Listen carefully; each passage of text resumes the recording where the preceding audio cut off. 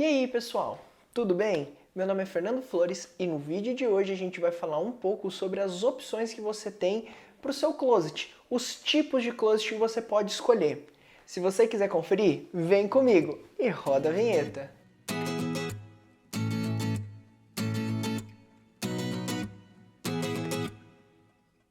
Antes da gente entrar no vídeo, eu só queria dizer que esse tema que a gente vai abordar nesse vídeo e nos próximos foi uma sugestão do nosso inscrito Christian Estevam. Muito obrigado, Christian, e eu espero que você goste. Primeiro, é muito importante a gente entender o que seria o closet, né? A cultura brasileira, por muito tempo, enxergou o closet como um móvel, como um armário, e não como um ambiente. Por conta disso, muito dos closets que a gente vê por aí são closets fechados, com portas de correr ou de abrir, enfim, algumas opções. Porém, muitas pessoas estão começando a aderir um outro tipo de cultura e um outro tipo de forma de enxergar o closet, que seria o closet como um ambiente e não mais como um móvel. Né? E isso se dá de uma cultura mais americana, de uma cultura mais europeia, que não enxerga o closet como um móvel, e sim como um ambiente, como um espaço. Por isso que muitas das vezes que as pessoas elas tendenciam a partir para esse tipo de cultura, para esse tipo de closet, eles acabam fazendo closets abertos, porque já é um ambiente fechado que tem a sua própria porta. Então não necessitaria de ter mais porta dentro do closet. Entende? Então a gente primeiro precisa entender esses dois tipos de visão e de olhar que se tem para o closet. O closet móvel, que seria os closets com porta, e as pessoas que gostam dos closets como um ambiente, que daí não necessariamente precisa da porta, pode trabalhar sem porta. É claro que uma coisa não vai anular a outra. Se você é um tipo de pessoa que gosta do closet aberto, mas não tem um ambiente, dá para fazer. Você vai usar o closet móvel, só que sem a porta, é possível. Mas se você, por exemplo, também tem um ambiente closet e quiser colocar porta, nada te impede. Uma coisa não anula a outra, né? Então é importante a gente entender esse tipo de conceito de closet. Por isso nós vamos dividir esse vídeo em duas partes. Primeiro nós vamos falar do closet fechado, esse conceito de closet como móvel. E no próximo vídeo nós vamos falar um pouco sobre closets abertos, as opções de ferragem, opções que você pode ter para estar utilizando. Mas antes da gente entrar nesse conteúdo de closet fechado, eu queria pedir para você já deixar o like, que isso ajuda muito a divulgação do nosso trabalho, e já se inscrever no canal. Já curtiu? Já se inscreveu? Então bora lá! Então pra gente começar, a gente vai falar um pouco sobre a opção dos closets fechados com portas de abrir, que seriam as portas de giro, que é até um pouco mais comum, algo que a gente vê bastante por aí. Esse tipo de closet, na realidade, não tem muito segredo, são portas de abrir de giro, mas o que é muito interessante nesse sistema é que a gente tem que ficar atento com algumas coisas, principalmente o tamanho das portas. Primeiro, o ideal é se trabalhar em torno de portas de 35, 40 centímetros até no máximo 55, 60 centímetros. Por quê? Se você tem uma porta muito estreita, esteticamente fica um pouco feio, né? Por quê? Porque você vai ter um móvel muito alto, né? Porque normalmente esses armários vão do piso ao teto, e com uma porta muito estreita. Então vai acabar dando a sensação de ser um closet muito esmagado, sabe? Então esteticamente talvez não fique muito bacana. E quando você fala de portas acima de 55, 60 centímetros, tem uma grande questão que tem que ser levada em consideração, que é o quê? O peso da porta e o esforço que a ferragem, no caso a dobradiça, vai ter, o que é muito preocupante, porque senão você acaba diminuindo a vida útil da ferragem por conta do grande esforço que às vezes não é natural da ferragem. Então por isso que tem que se levar muito em consideração esse tipo de tamanho. Quando a gente fala de closet fechado, a gente também tem as opções de portas de correr. E quando falamos de portas de correr, temos três opções diferentes que eu vou explicar para vocês. Três opções mais comuns. Elas seriam as portas de correr apoiadas, as portas de correr suspensa e as portas de correr coplanar. A porta de correr apoiada, dentre as portas de correr, eu acho que é a mais comum que a gente vê por conta do custo, que ela tem um custo um pouco melhor, né? Então acho que é por isso que acaba sendo uma ferragem um pouco mais comum no mercado. Como que funciona essa porta de correr apoiada? Você tem o trilho aparente na base e um trilho guia superior, onde a porta ela entra no trilho guia e ela corre apoiada na base aqui.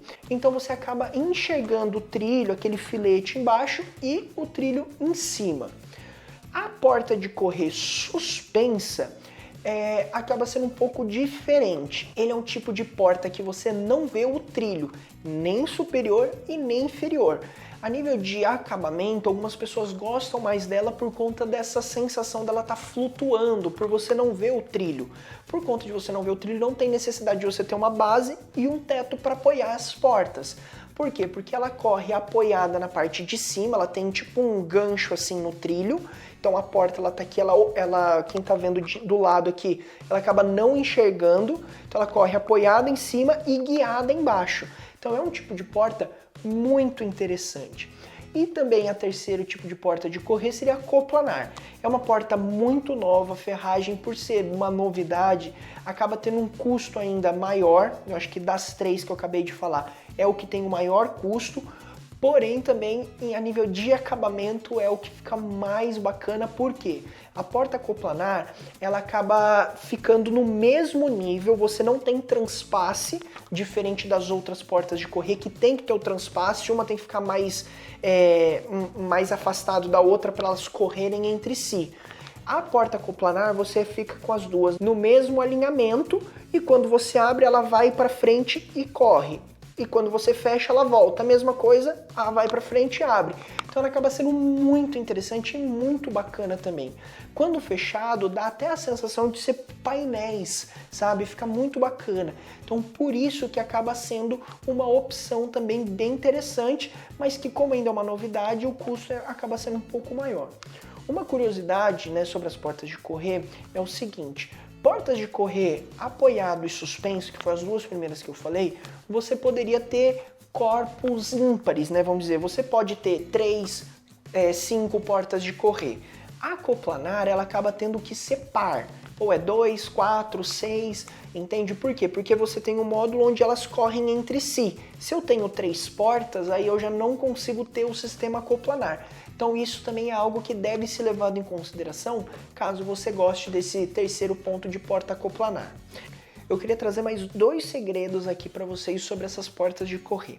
O primeiro segredo é que a gente acaba ouvindo alguns relatos e até algumas pessoas têm um pouco de resistência de trabalhar porta de correr, porque já aconteceu da porta cair ou na pessoa, no filho da pessoa, ou num conhecido, enfim, às vezes já até aconteceu com você. E às vezes a pessoa ela fica com um pouco de medo de usar a porta de correr por conta disso. Um dos segredos que eu vim trazer para você é que você tem que buscar uma ferragem de qualidade. Uma ferragem que seja mais robusta, que dê uma garantia contra o descarrilhamento, para que você não tenha problema com porta caindo em cima de você, do seu filho e machucando alguém. Então é muito importante você sempre que for pensar na possibilidade de trabalhar a porta de correr, ver a ferragem que está sendo colocada, entender, né, as vantagens e os benefícios, saber se esse tipo de ferragem que estão te colocando realmente é bom, se alguém já sofreu com isso, porque senão você pode ser uma pessoa que sofra e acaba tendo trauma desse tipo de porta. Então é importante você levar muito em consideração a ferragem que está sendo colocada. E a segunda dica também, para você acabar tendo uma durabilidade maior, é em relação ao tamanho das portas. Se você tem portas de correr, seja ela apoiada, seja ela suspensa ou coplanar, se você tem uma porta menor que 70 centímetros, que já é uma porta pequena, o trilho não vai funcionar, a porta não vai funcionar e não vai correr bem. Por quê? Porque senão ela vai correr mascada, porque uma roldana vai estar muito próximo à outra, então ela vai correr meio mascada. Se você tem portas mais largas, ela desliza com mais suavidade, mais leveza. Porém, o ideal é essas portas não ultrapassarem 1,20 m. Por quê? Porque senão a porta vai ficar muito pesada e dependendo do trilho ele não suporta. Bom, pessoal, esse foi o vídeo de hoje, eu espero que vocês tenham gostado, viu? Espero poder ter ajudado você na decisão de considerar um closet fechado, um closet aberto, um closet com porta de abrir ou porta de correr, ou qual tipo, enfim, espero poder ter ajudado você aí na sua decisão.